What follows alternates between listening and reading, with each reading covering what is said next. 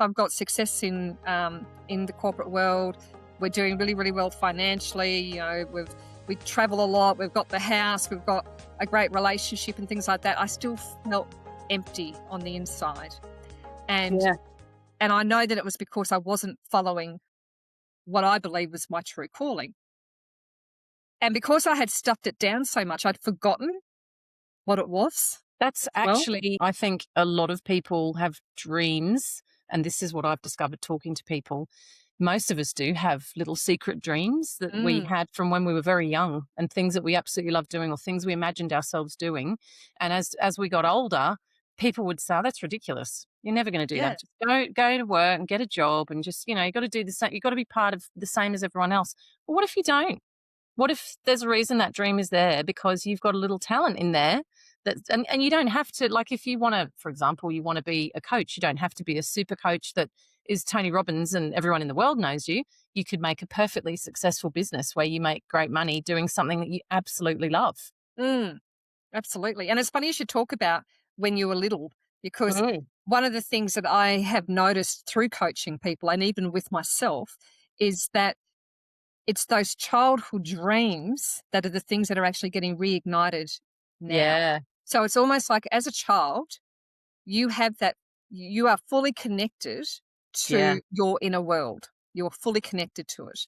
And you're not so much influenced, you know, when you're a little kid, you're not too badly influenced by external friends or stuff because you're all in playtime all the time. Your world's smaller, isn't it? Your world is a lot smaller. But you're also in creative mode, and you think you imagine, you know, your imagination is on fire. And it's not until, it's not until you start really going into the education system that starts to get pummeled down. And sometimes family life can pummel that down as well. Yeah.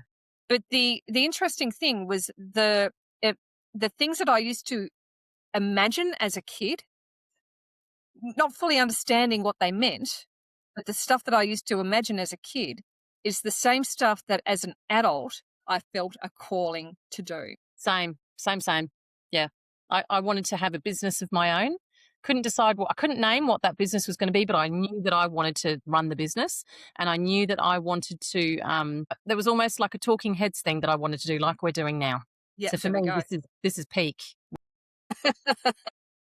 This is peak for me. I love this. You know, this is what I enjoy. And I have people, well, you have people, we both do, who say this makes a difference in their lives, and that's what I live for. That's the whole reason for it. And so I know for me, for a long time when I had pushed that down, and then even though it popped up a bit after I went through the cancer and I was introduced to personal development, I then squashed it myself as an adult. Same. And went, no, that's not realistic. You can't do that. Yeah.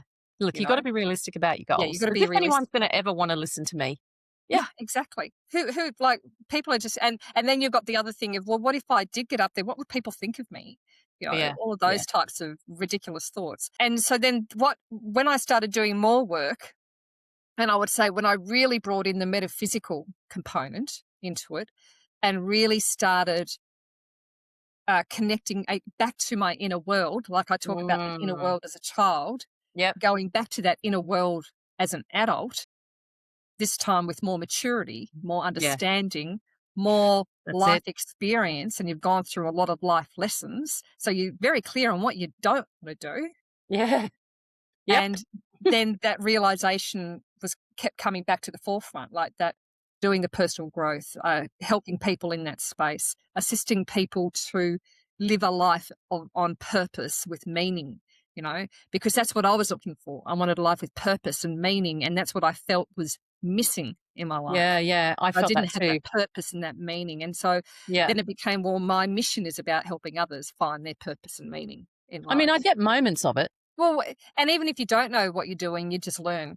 Or find someone that can help you. Yeah, exactly right. And it's just finding someone who's that little further along the path than you that can pull you up and that can believe in you when you actually are doubting yourself and things like that.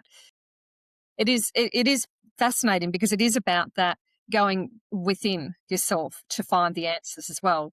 I know for me, I kept looking for the answers externally. Yeah, I kept going externally to look for the answers, and it wasn't until I turned inward. Like I'd get some clarity every now and again, but because I kept looking for the answers externally, I kept pushing it down. Yeah. and that comes back to not trusting my own inner voice, and also letting the ego personality or the monkey chatter of fear and doubt or the anxiety to control myself. And that's allowing my past to Yeah. control me. Yeah. Yeah. Yeah. Rather than letting my future pull me forward, but being in the present moment and doing what I need to do today with intention to create that life that I want to create. How did you shift from, and I mean, I'm asking for a practical tip for our viewers, how did you shift from that place of knowing that you needed to do more, but you weren't sure what that was? How did you shift from that? What were the tools that you used? Initially, I was getting some coaching done, and it was dependent on the coach that I was with as well, because there was a couple of different coaches that I had over time. And some of the coaches were really good. They really assisted me to look within and provided some guidance on that.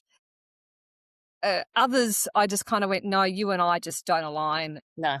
And that's the important thing with coaching, is you've got to make sure that that coach-client relationship is going to actually be conducive. It's going to be good. 100%.